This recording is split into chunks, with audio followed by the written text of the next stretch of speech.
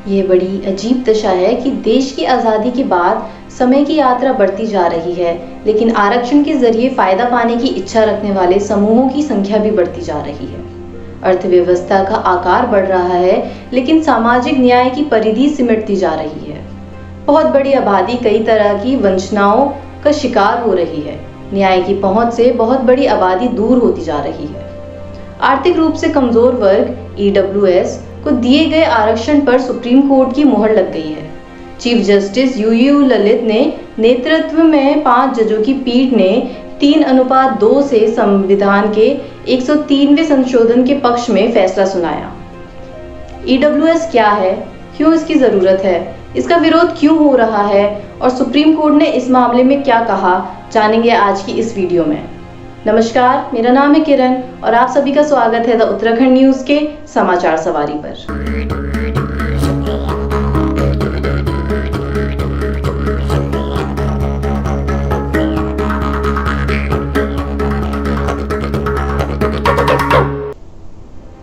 EWS यानी economically backward class, आर्थिक रूप से कमजोर वर्ग। हमारे देश में आरक्षण की व्यवस्था बहुत पुरानी है। आरक्षण के माध्यम से वंचित और मुख्य धारा से अलग हुए लोगों को सहायता दी जाती है।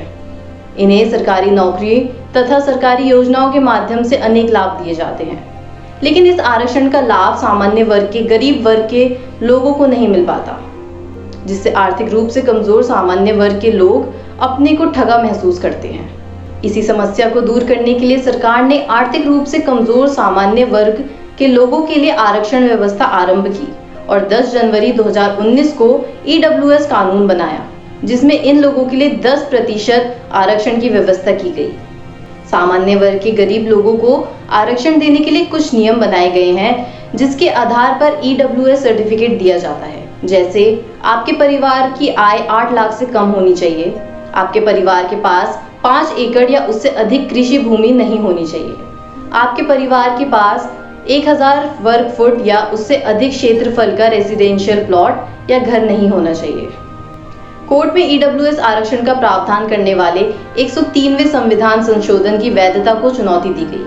मामले में मैराथन सुनवाई लगभग 7 दिनों तक चली, जहां वरिष्ठ वकीलों ने याचिकाकर्ताओं के पक्ष में तर्क दिया, जिसके बाद तत्कालीन अटॉर्नी जनरल के वेणुगोपाल और सॉलिसिटर जनरल तुषार मेहता ने EWS कोटे के बचाव में अपने तर्क रखे। इस मामले पर सुनवाई अटॉर्नी जनरल AG के वेणुगोपाल द्वारा सुझाई गई 3 मुद्दों पर हुई। क्या 103वें संविधान संशोधन को आर्थिक मानदंडों के आधार पर आरक्षण सहित विशेष प्रावधान करने की राज्य को अनुमति देकर संविधान के मूल ढांचे का उल्लंघन कहा जा सकता है? क्या 103वें संविधान संशोधन को निजी गैर सहायता प्राप्त संस्थानों में प्रवेश के संबंध में राज्य को विशेष प्रावधान करने की अनुमति देकर संविधान के मूल ढांचे का उल्लंघन कहा जा सकता है? क्या बुनियादी ढांचे का उल्लंघन SEBC यानी सामाजिक और शैक्षिक रूप से पिछड़ा वर्ग, OBC यानी अन्य पिछड़ा वर्ग, SCC यानी अनुसूचित जाति, ST यानी अनुसूचित जनजाति को EWS आरक्षण के दायरे से बाहर करके किया गया है? 103वें अमेंडमेंट ने संविधान में आर्टिकल 15 वर्ग 6 और आर्टिकल 16 वर्ग 6 को शामिल किया, जो उच्च शिक्षण संस्थानों में पिछड़े वर्गों SC और ST के अलावा दूसरे EWS वर्गों को 10% तक आरक्षण प्रदान करता है और सरकारी नौकरी में प्रारंभिक भर्ती करता है।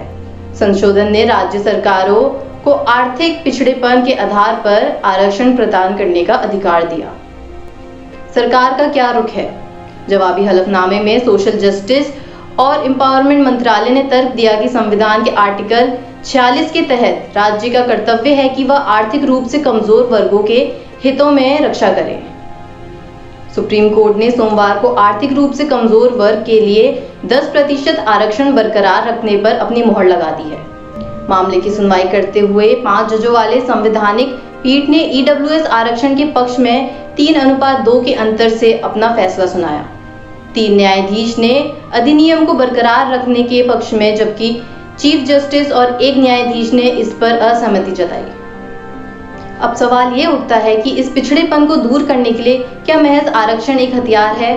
जबकि सरकार के सामने उसके समाज की परेशानी होती है और उस परेशानी को हल करने की जिम्मेदारी सरकार की होती है। सरकार जब बहुत बड़ी आबादी को अनदेखा कर देती है, महज कुछ लोग ही, कुछ समुदाय ही आगे बढ़ते हैं, तो जनता को अंत में मजबूर होकर एक ही रास्ता नजर आता है, जिसका नाम है आरक्षण। आरक्षण पर लोगों की गोलबंदी आसानी से हो जाती है, संघर्ष के रास्ते में भीड़ का जुटान आसानी से हो जाता है।